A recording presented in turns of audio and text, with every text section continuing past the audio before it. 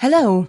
In this health sketch, we want to talk to you about C.P.R, which stands for Cardiopulmonary Resuscitation.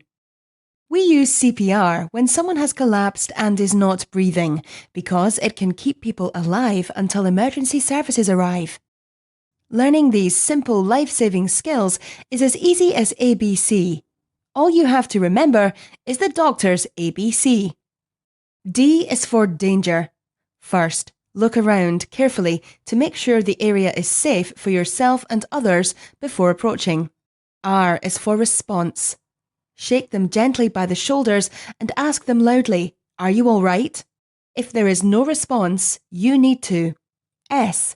Shout for help, as any assistance will be helpful. A is for airway. Gently tilt the head back like this to open up the airway. B is for breathing. Look, listen, and feel for signs of normal breathing. Look for normal chest movements. Listen for normal breathing sounds. And try to feel their breath against your face. Do this for no more than 10 seconds. If there is no sign of breathing, or if they are breathing in an unusual, noisy way, we need to start CPR. First, make sure that an ambulance is on its way.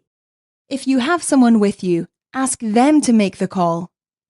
Putting the phone on speaker mode is useful as the ambulance service can talk you through the steps. C is for circulation. Circulation means the flow of blood around the body, and when the heart stops pumping, we need to take over this role by pushing down hard and fast on the chest.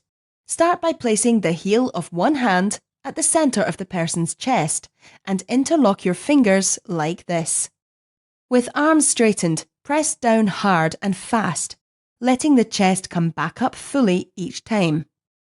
Fast means around 2 times every second. And hard means that the chest needs to go down by about 5 centimetres. This might sound a lot, but you do need to push hard for it to be effective. If you have been trained, you can give 2 rescue breaths after every 30 compressions, as this helps provide some oxygen.